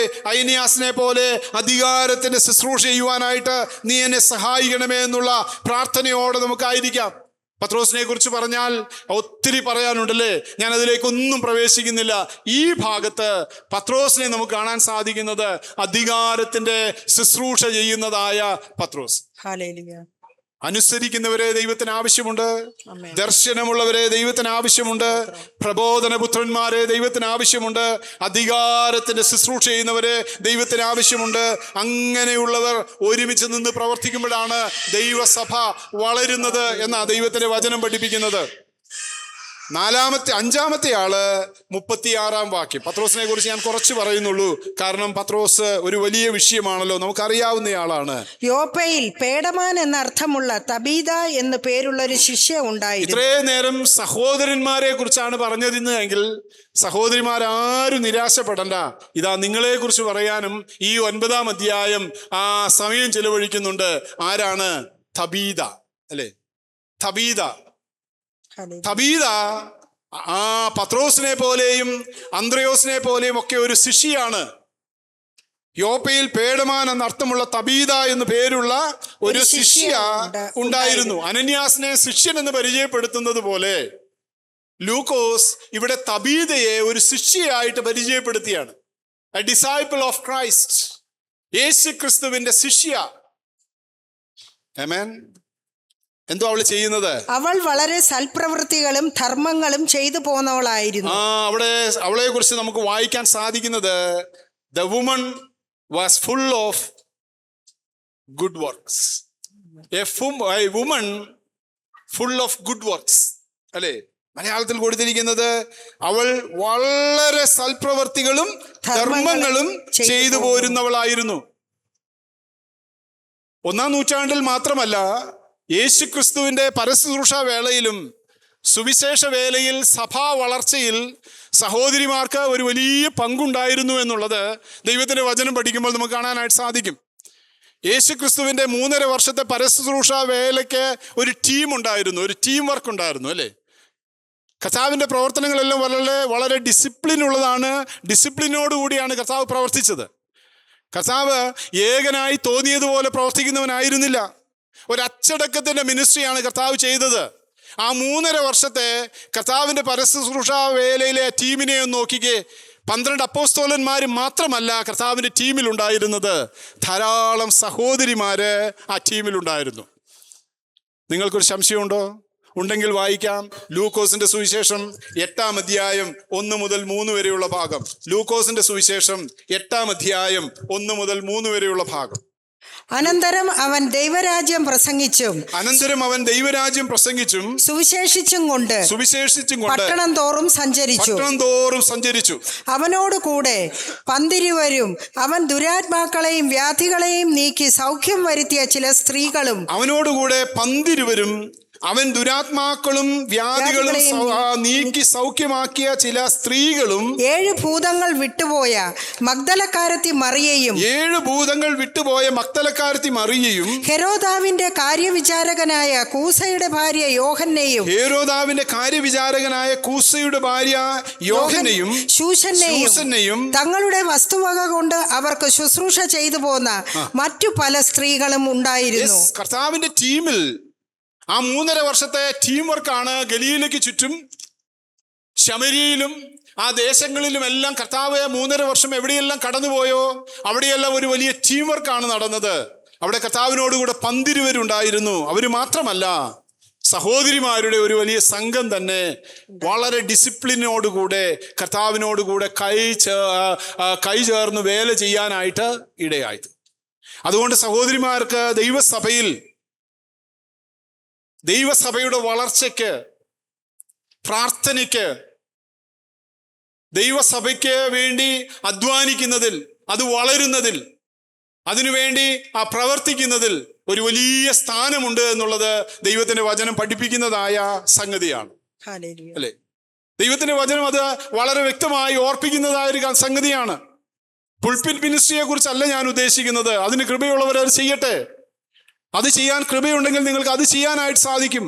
അതിലുപരി കർത്താവേ, ആയിരിക്കുന്ന സ്ഥാനങ്ങളിൽ നിന്നുകൊണ്ട് കർത്താവേ, നിന്റെ സഭയുടെ വളർച്ചയ്ക്കായി അധ്വാനിക്കുവാൻ, പോരാടുവാൻ നമുക്കിടയായി തീരണം. ഞാൻ ഇതിനു മുമ്പ് ഒരുപക്ഷെ പറഞ്ഞിട്ടുള്ളതായിരിക്കാം. ഇംഗ്ലണ്ടിനെ കീഴ്മേൽ മറിച്ചതായ ആ 2 സുവിശേഷകർ, ജോൺ വെസ്ലിയും ചാൾസ് വെസ്ലിയും, അവരുടെ മാതാവായ സൂസന്ന വെസ്ലിക്ക് 19 മക്കളുണ്ടായിരുന്നു എന്നാണ് ചരിത്രത്തിൽ നമുക്ക് കാണാൻ സാധിക്കുന്നത്. സൂസന്ന വെസ്ലിയുടെ ഏറ്റവും വലിയ ആഗ്രഹം, കർത്താവ് 19 മക്കളെ നൽകിയപ്പോൾ, കർത്താവെ, എൻ്റെ മക്കളെ നീ നിന്റെ വേലയ്ക്കായിട്ട് ഉപയോഗിക്കണമേ എന്ന് പറഞ്ഞ് താൻ പ്രാർത്ഥിക്കുമായിരുന്നു. സൂസന്ന വെസ്ലി ഏറ്റവും കൂടുതൽ സമയം മിനക്കെട്ട് പ്രാർത്ഥിച്ചത് തൻ്റെ വീടിൻ്റെ അടുക്കളയിലായിരുന്നു. 19 മക്കളുള്ള അമ്മയ്ക്ക് അടുക്കളയിൽ നിന്ന് ഇറങ്ങാൻ സമയം കിട്ടില്ല. അതുകൊണ്ടാണ് പ്രാർത്ഥിക്കാനായിട്ട് അടുക്കള ഒരുപക്ഷെ സൂസന്ന വെസ്ലി തിരഞ്ഞെടുത്തത്. അടുക്കളയിലിരുന്ന് മുട്ടുകുത്തി സൂസന്ന വെസ്ലി പ്രാർത്ഥിക്കുമ്പോൾ ആ വീട് മുഴുവൻ പിൻ ഡ്രോപ്പ് സൈലന്റ് ആകും. കാരണം എന്തുകൊണ്ടാണ്? ആ വീട് നിറച്ച് മക്കളാ, 19 മക്കൾ. സൂസന്ന വെസ്ലി പ്രാർത്ഥിച്ചു, കർത്താവേ, എനിക്ക് നീ 19 മക്കളെ തന്നല്ലോ, അവരെ നീ ഈ ഇംഗ്ലണ്ടിനെ സുവിശേഷീകരിക്കുവാൻ നീ അവരിൽ ചിലരെ ഉപയോഗിക്കണമേ. സൂസന്ന വെസ്ലിയുടെ പ്രാർത്ഥനയുടെ ഫലമായി തൻ്റെ മക്കളിൽ ജോൺ വെസ്ലിയും ചാൾസ് വെസ്ലിയും കർത്താവിൻ്റെ വേലയ്ക്കായി വേർതിരിഞ്ഞു. അവരിലൂടെ വലിയ ഉണർവ് ഇംഗ്ലണ്ടിൽ ഉണ്ടായത് ചരിത്രത്തിൽ നമുക്ക് കാണാനായിട്ട് സാധിക്കും. അതുകൊണ്ട് സുവിശേഷ വേലയിൽ സ്ത്രീകൾക്ക് വലിയ പങ്കുണ്ട് എന്നുള്ളത് ദൈവത്തിൻ്റെ വചനം നമ്മെ കാണിക്കുന്നതായ സംഗതിയാണ്. നമുക്ക് ആ തബീതയിലേക്ക് മടങ്ങിപ്പോ. അവൾ വളരെ സൽപ്രവർത്തികളും ധർമ്മങ്ങളും ചെയ്തു പോന്നവളായിരുന്നു. ചെയ്തു പോന്നവളായിരുന്നു. ആ കാലത്ത് അവൾ ദീനം പിടിച്ചു മരിച്ചു. പക്ഷെ അവൾ മരിച്ചു അല്ലേ? ഇത്രയൊക്കെ ചെയ്തിട്ടും അവൾ മരിച്ചു. അത് എങ്ങനെ മരിച്ചു? അസുഖം വന്ന് ദീനം പിടിച്ചു മരിച്ചു. അപ്പൊ സുവിശേഷ വേലയിൽ പോരാടിയത് കൊണ്ട്, പ്രാർത്ഥിക്കുന്നത് കൊണ്ട്, ദൈവവേലയ്ക്ക് കൊടുത്തത് കൊണ്ട് അസുഖം വരില്ല എന്നൊന്നും വചനം പറയുന്നില്ല കേട്ടോ. നല്ല പ്രവൃത്തികളൊക്കെ ചെയ്തിട്ടും അവൾ അസുഖം പിടിച്ചു മരിച്ചു. പക്ഷെ കർത്താവ് അവളെ ഓർത്തു. 39-ാം വാക്യം. പത്രോസ് എഴുന്നേറ്റ് അവരോട് കൂടെ ചെന്നു. എത്തിയപ്പോൾ അവർ അവനെ മാളിക മുറിയിൽ കൊണ്ടുപോയി. അവിടെ വിധവമാർ എല്ലാവരും കരഞ്ഞുകൊണ്ടും തബീത തങ്ങളോടുകൂടെ ഉള്ളപ്പോൾ ഉണ്ടാക്കിയ കുപ്പായങ്ങളും ഉടുപ്പുകളും കാണിച്ചുകൊണ്ടും അവന്റെ ചുറ്റും നിന്നു. ദ മിനിസ്ട്രി ഓഫ് ഡോർക്കസ്, തബീതയുടെ ശുശ്രൂഷ എന്ന് പറയുന്നത് ചെറിയ കാര്യങ്ങളായിരുന്നു. ആമേൻ. ആമേൻ. പുൾപിറ്റ് മിനിസ്ട്രി ഒന്നും തബീത ചെയ്തില്ല. ചെയ്യാൻ കൃപയുള്ളവരെ ചെയ്തോളൂ, നോ പ്രോബ്ലം. തബീത ചെയ്ത പ്രവൃത്തി അവിടെ കൊടുത്തിട്ടുണ്ട്. എന്താണ്? അവൾ കുപ്പായങ്ങളും ഉടുപ്പുകളും തുന്നി മറ്റുള്ളവർക്ക് നൽകുമായിരുന്നു. ഇന്നത്തെ പോലെ ഇഷ്ടം പോലെ തുണിക്കടയൊന്നുമില്ല അല്ലേ? പോത്തീസും പാർത്താസും അയ്യപ്പാസും ഒന്നും ഇല്ലാത്തതായ കാലം. ഇപ്പൊ ആളുകൾ അവിടെയും പോകുന്നില്ല. വീട്ടിൽ ഇരുന്നുകൊണ്ട് അല്ലേ? വീട്ടിൽ ഇരുന്ന് നമുക്ക് മൊബൈലിൽ കാണാം, നമുക്ക് മൊബൈലിൽ ഓർഡർ ചെയ്യാം. ഏതെല്ലാം തുണികൾ വേണം, ഏതെല്ലാം ഫാഷൻ വേണം, ഇന്റർനാഷണൽ വേണമെങ്കിലും കിട്ടും. അക്കാലത്ത് അതൊന്നും ഇല്ല. അവൾ എന്ത് ചെയ്യുന്നു? പാവപ്പെട്ട സഭയിൽ വരുന്ന പാവപ്പെട്ട ആളുകൾക്ക് അവളുടെ കൈ കൊണ്ട് അല്ലേ 2 വടി ഉപയോഗിച്ച് സ്വെറ്റർ തുന്നുന്ന ആളുകളെ നമ്മൾ കണ്ടിട്ടുണ്ടല്ലോ. അവൾ തുന്നി. അന്ന് മെഷീനും ഉണ്ടാകുകയില്ല, കൈത്തുന്നല. കാരണം മെഷീനൊന്നും ആ കാലത്ത് കണ്ടുപിടിക്കപ്പെട്ടിട്ടില്ല. കൈത്തുന്നി ആളുകൾക്കെല്ലാം കൊടുക്കും, പാവപ്പെട്ടവർക്കെല്ലാം കൊടുക്കും. അതാ അവളുടെ മിനിസ്ട്രി, ദ മിനിസ്ട്രി ഓഫ് ഡോർക്കസ്. സഹോദരിമാർക്ക് ദൈവസഭയുടെ വളർച്ചയ്ക്ക് വലിയ പങ്കുണ്ട് എന്ന് പറയാനാണ് ഞാനത് പറഞ്ഞത്. അയ്യോ, ഞങ്ങൾ സഹോദരിമാരാണല്ലോ, സഹോദരന്മാർ ചെയ്തോട്ടെ, പാസ്റ്റർമാർ ചെയ്തോട്ടെ, എൽഡേഴ്സ് ചെയ്തോട്ടെ, മറ്റവർ ചെയ്തോട്ടെ എന്ന് പറഞ്ഞ് മാറി നിൽക്കുകയല്ല. പുൾപിറ്റ് മിനിസ്ട്രി അല്ല ഞാൻ ഉദ്ദേശിച്ചത്. അല്ലാതെ സഭയുടെ ഐക്യതയ്ക്കായി പ്രവർത്തിക്കാൻ, സഭയുടെ ആത്മീയ വർധനവിനായി പ്രാർത്ഥിക്കുവാൻ, സഭയിലെ ആ കെട്ടുറപ്പിനായി അധ്വാനിപ്പാൻ അല്ലേ? ഒത്തിരി കാര്യങ്ങളും. തബീത തങ്ങളോടുകൂടി ഉള്ളപ്പോൾ ഉണ്ടാക്കിയ കുപ്പായങ്ങളും ഉടുപ്പുകളും കാണിച്ചുകൊണ്ട് അവന്റെ ചുറ്റും നിന്നു. പത്രോസ് അവരെയൊക്കെയും പുറത്തിറക്കി മുട്ടുകുത്തി പ്രാർത്ഥിച്ചു. ശവത്തിന്റെ നേരെ തിരിഞ്ഞ് തബീതയെ എഴുന്നേൽക്കുക എന്ന് പറഞ്ഞു. അവൾ കണ്ണു തുറന്നു, പത്രോസിനെ കണ്ട് എഴുന്നേറ്റിരുന്നു. അവൻ കൈ കൊടുത്ത് അവളെ എഴുന്നേൽപ്പിച്ചു. വിശുദ്ധന്മാരെയും വിധവമാരെയും വിളിച്ച് അവളെ ജീവനുള്ളവരായി അവരുടെ മുമ്പിൽ നിർത്തി. ആമേൻ. 5 ആളെ നമ്മൾ കണ്ടു. ഒരാളെയും കൂടെ പറഞ്ഞ് ഞാൻ എൻ്റെ വാക്കുകൾ അവസാനിപ്പിക്കാം. അപ്രസക്തനും ആരും പരിഗണിക്കാത്തതായ മറ്റൊരാളെ കൂടെ ഈ അധ്യായം നമുക്ക് പരിചയപ്പെടുത്തുന്നുണ്ട്. ഇത്രയും നേരം പറഞ്ഞവര് ഒരു പക്ഷേ പ്രശസ്തരായ ആളുകളായിരുന്നു. അനനിയാസ്, ശൗൽ, ബർണബാസ്, പത്രോസ് ആൻഡ് തബീത. ഇനി അതിൻ്റെ അവസാന വാക്യം, ആ 9-ാം അധ്യായത്തിന്റെ അവസാന വാക്യം അതുകൂടെ പറഞ്ഞ് ഞാൻ അവസാനിപ്പിക്കാം. വിശുദ്ധന്മാരെയും 9:43. പിന്നെ അവൻ തോൽക്കൊല്ലനായ ശിമോൻ എന്ന ശിമോൻ. ആമേൻ. 9-ാം അധ്യായം പരിചയപ്പെടുത്തുന്ന 6 വ്യക്തികളാണ് നമ്മൾ ചിന്തിച്ചത്. അവരെല്ലാം 5 പേരും വളരെ ശക്തമായി കർത്താവിന് വേണ്ടി നിന്നു. അതിന്റെ ഫലമായിട്ടാണ് നമ്മുടെ താക്കോൽ വാക്യം ഏതാണ്? 31-ാമത്തെ വാക്യമാണ്. അങ്ങനെ യഹൂദിയ, ഗലീല, ശമരിയ എന്നീ ദേശങ്ങളിലൊക്കെയും സഭയ്ക്ക് സമാധാനമുണ്ടായി. അത് ആത്മീയ വർധന പ്രാപിച്ചു കർത്താവിന്റെ ഭക്തിയിലും പ്രബോധനത്തിലും നടന്ന് പെരുകാൻ കാരണം ഈ 5 പേര്, 6-ാമത്തെ ഒരാൾ കൂടി ഉണ്ട്, അയാളും കൂടിയാ അല്ലേ? ആരാണ് ആള്? പിന്നെ അവൻ തോൽക്കൊല്ലനായ ശിമോൻ എന്ന ഒരുത്തനോടുകൂടെ വളരെ നാൾ യോപ്പയിൽ പാർത്തു. തോൽക്കൊല്ലനായ ശിമോൻ. ഒരുപക്ഷെ തോൽക്കൊല്ലൻ, ലെതർ സ്മിത്ത്, ലെതർ കൊണ്ട് വേല ചെയ്യുന്ന ബാഗും ബെൽറ്റും ഒക്കെ ഉണ്ടാക്കുന്ന ആളായിരിക്കും. ബെൽറ്റൊക്കെ ഒന്നും ഉണ്ടോ എന്ന് എനിക്കറിയില്ല, ഞാൻ പറഞ്ഞതേ ഉള്ളൂ. ലെതർ കൊണ്ട് നമുക്ക് കിട്ടുന്ന സാധനം ഞാൻ പറഞ്ഞതാ. ചെരുപ്പ് അല്ലേ, ബാഗ്, ബെൽറ്റൊക്കെ ഉണ്ടാക്കുന്ന ഒരാളായിരിക്കാം തോൽക്കൊല്ലൻ എന്ന് പറഞ്ഞാൽ ലെതർ സ്മിത്ത്. ശിമോൻ എന്ന പേര്. പക്ഷേ ശിമോന്റെ വീടുണ്ടല്ലോ, ഒരു പവർ ഹൗസ് ആയിരുന്നു. ആമേൻ. 10-ാം അധ്യായം വായിക്കുമ്പോൾ അവിടെ നമുക്ക് ശിമോന്റെ വീട് ഒരു പവർ ഹൗസ് ആയിരുന്നു എന്ന് കാണാനായിട്ട് സാധിക്കും. 10-ാം അധ്യായത്തിന്റെ 5-6 വാക്യത്തിൽ കൊർന്നല്യോസിന് ഒരു ദർശനം ഉണ്ടായിട്ട് കൊർന്നല്യോസിനോട് കർത്താവ് പറയുന്നുണ്ട്, നീ എന്ത് ചെയ്യണം, നീ അവിടെ തോൽക്കൊല്ലനായ ശിമോന്റെ വീട്ടിൽ പത്രോസ് എന്ന് പറയുന്ന ഒരു അപ്പോസ്തലൻ ഉണ്ട്, അവനെ വിളിച്ച് നിനക്ക് വേണ്ടി പ്രാർത്ഥിക്കാനായിട്ട് പറയാനായിട്ട് പറയുന്നത് കാണാനായിട്ട് സാധിക്കും. അപ്പോൾ ശിമോന്റെ വീട്ടിൽ എന്തുണ്ട്? പത്രോസിന്റെ പ്രാർത്ഥനായോഗം നടക്കുന്നതായൊരു വീടാ. ആമേൻ. അക്കാലത്ത് വളരെ ശക്തമായ പ്രാർത്ഥനാ യോഗങ്ങൾ നടക്കുന്ന ഒരു വീടായിരുന്നു ആരുടെ വീട്? തോൽക്കൊല്ലനായ ശിമോന്റെ വീട്. നമ്മൾ ഈ 9-ാം അധ്യായത്തിന്റെ 43-ാം വാക്യത്തിൽ നമ്മൾ വായിച്ചത്, പിന്നെ അവൻ തോൽക്കൊല്ലനായ ശിമോൻ എന്ന ഒരുത്തനോടുകൂടെ വളരെ നാൾ യോപ്പയിൽ പാർത്തു. കുറേ നാൾ അവന്റെ വീട്ടിൽ പാർത്തു എന്നാ. അത്രയ്ക്ക് നല്ല വ്യക്തിയായിരിക്കും അല്ലേ? അതുകൊണ്ടായിരിക്കും പത്രോസ് കുറേ നാൾ അവിടെ പാർത്തത്. ചില വീട്ടിലൊക്കെ പോവാന്ന് പറയുമ്പോൾ നമുക്ക് സന്തോഷം തോന്നണമെങ്കിൽ അവരുടെ വെൽക്കം അല്ലേ, അവിടെ ചെന്നാൽ ഒരു വെൽക്കം ഉണ്ടാവും. വില്യം പാസ്റ്റർ ചിലപ്പോൾ എന്നെ വിളിക്കും, നമുക്ക് വീട് വാങ്ങുന്ന. ഞാൻ ചോദിക്കും ആരുടെ വീട്ടിലാണ്? ചില വീട് പറയുമ്പോൾ സന്തോഷമാണ്, ചിലത് വിളിക്കുമ്പോൾ ഞാൻ ചോദിക്കും പോണോ? കാരണം ചില വീടുകൾ അങ്ങനെയാ അല്ലേ.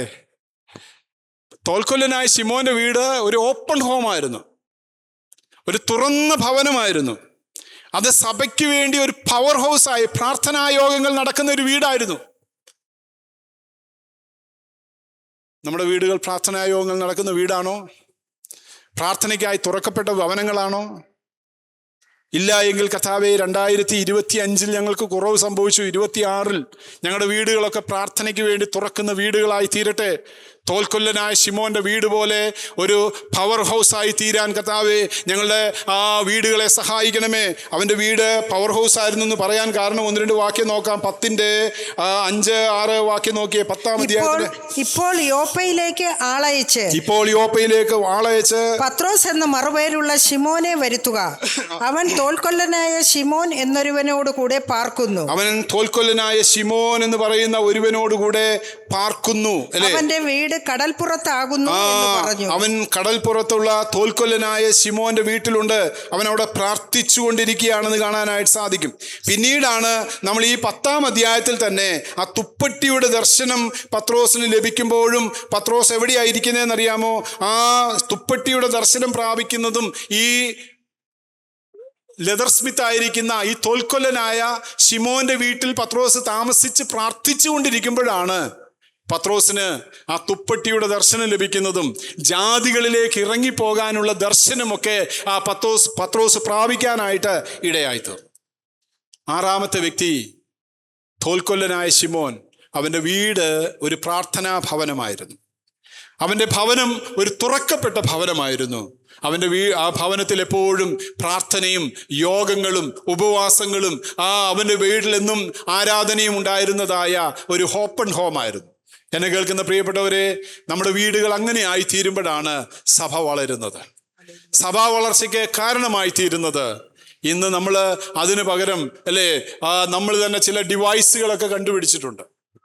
ഈ കൊറോണയ്ക്ക് മുമ്പ് ഞാൻ ഒരു ദിവസം 4-5 വീടുകളിൽ മീറ്റിങ്ങുകൾക്ക് പോകുമായിരുന്നു. ഇന്ന് ആ മീറ്റിങ്ങുകളെല്ലാം ഡിവൈസുകളുടെ സഹായത്തിൽ നടക്കുന്ന മീറ്റിങ്ങുകളായി രൂപാന്തരപ്പെട്ടു. ബൈബിൾ സ്റ്റഡികൾ മുതൽ ഉപവാസ പ്രാർത്ഥന വരെ ഇന്ന് മൊബൈലിൽ ഡിവൈസുകളിലായി. വീടുകൾ തുറന്നിരുന്ന വീടുകൾ അടഞ്ഞു തുടങ്ങി. എവിടെയാ കുറവ് സംഭവിച്ചത്? എവിടെയാ വീഴ്ച സംഭവിച്ചത്? എവിടെയാ കുറവ്? നമ്മളിലാ കുറവ്. അതുകൊണ്ട് കർത്താവേ, ഞങ്ങളുടെ ഭവനങ്ങൾ ഒരു ഓപ്പൺ ഹോമായി തീരുവാൻ, തുറക്കപ്പെടുന്ന ഭവനങ്ങളായി തീരുവാൻ ഞങ്ങളെ തന്നെ ഏൽപ്പിച്ചു തരുന്നുവെന്ന് പറഞ്ഞ് പ്രാർത്ഥനയോടെ ആയിരിക്കാം. 9-ാം അധ്യായം പരിചയപ്പെടുന്ന 6 ശുശ്രൂഷകൾ അല്ലെങ്കിൽ 6 ശുശ്രൂഷകന്മാരെയാണ് നമ്മൾ കണ്ടത്. ആ 31-ാം വാക്യം ഞാൻ ഒന്നുകൂടെ വായിക്കട്ടെ. അതാ നമ്മുടെ താക്കോൽ വാക്യം. അങ്ങനെ യഹൂദ്യ, ഗലീല, ശമരിയ എന്നീ ദേശങ്ങളിലൊക്കെയും സഭയ്ക്ക് സമാധാനമുണ്ടായി. അത് സഭ ആത്മീയ വർധന പ്രാപിച്ചും കർത്താവിനോടുള്ള ഭക്തിയിലും പരിശുദ്ധാത്മാവിന്റെ പ്രബോധനയിലും നടന്ന് പെരുകി മൾട്ടിപ്ലൈഡ് കാരണമായി തീർന്നത് ഒരു അനുസരിക്കുന്ന ഒരു അനന്യാസ് ഉണ്ടായിരുന്നു. ദർശനമുള്ള ഒരു ശൗൽ ഉണ്ടായിരുന്നു. ഒരു സൺ ഓഫ് എൻകറേജ്മെന്റ് അല്ലേ, അല്ലെങ്കിൽ ഒരു പ്രബോധനപുത്രനായ ഒരു ബർന്നബാസ് ഉണ്ടായിരുന്നു. ഒരു സഞ്ചാര സുവിശേഷകനും അധികാരത്തിന്റെ ശുശ്രൂഷ ചെയ്യുന്നവനുമായ പത്രോസ് എന്നുണ്ടായിരുന്നു. ഒരു സൽപ്രവർത്തികൾ ചെയ്യുന്ന തബീത ഒന്നുണ്ടായിരുന്നു. ഒരു തോൽക്കൊല്ലനായ ശിമോന്റെ ഭവനം ഒരു പവർ ഹൗസ് ആയിരുന്ന, ഒരു പ്രാർത്ഥനാ ഭവനമായിരുന്ന, ഉണർവിൻ്റെയും ഉപവാസത്തിൻ്റെയും ഭവനമായിരുന്ന ഒരു കടൽ തീരത്തുള്ള ഒരു കൊച്ചുകുടിൽ. അവിടെ നിന്നാണ് അനേക ദർശനങ്ങൾ പത്രോസ് പ്രാപിച്ചത്. അവിടെ നിന്നാണ് സഭ വളർന്നത്. അതുകൊണ്ട് നിന്റെ ഭവനത്തിൻ്റെ വലിപ്പമല്ല വിഷയം, അതിൻ്റെ ആ ഭവനത്തിൽ എത്ര പേർക്ക് ഇരിക്കാനുള്ള മനോഹരമായ സോഫയുണ്ട് എന്നുള്ളതല്ല വിഷയം. നീ അതിനെ ദൈവത്തിനായി തുറന്നു കൊടുത്തിട്ടുണ്ടോ എന്നുള്ളതാ വിഷയം. നീ അതിനെ ദൈവത്തിനായി സമർപ്പിച്ചിട്ടുണ്ടോ എന്നുള്ളതാ വിഷയം. ഇന്ന് പകൽക്കാലം കർത്താവേ, കുറവുകൾ സംഭവിച്ചിട്ടുണ്ടെങ്കിൽ ഞങ്ങളിതാ ഏറ്റുപറയുന്നു, അനുസരിക്കുന്ന കർത്താവേ. ഞങ്ങൾ ആ കർത്താവേ ദൈവസഭയുടെ വളർച്ചയ്ക്കായി ഒരുമിച്ച് നിൽക്കുവാൻ, ഐക്യതയോടെ നിൽക്കുവാൻ, ഹൃദയ നിർണയത്തോടെ നിൽക്കുവാൻ, കർത്താവിനോട് ചേർന്ന് നിൽക്കുവാൻ നീ ഞങ്ങളെ പിന്നെയും സഹായിക്കണമേ എന്നുള്ള പ്രാർത്ഥനയോടെ ദൈവസന്നിധിയിലായിരിക്കാം. ദൈവം നമ്മെ ധാരാളമായി അനുഗ്രഹിക്കട്ടെ. ആമേൻ.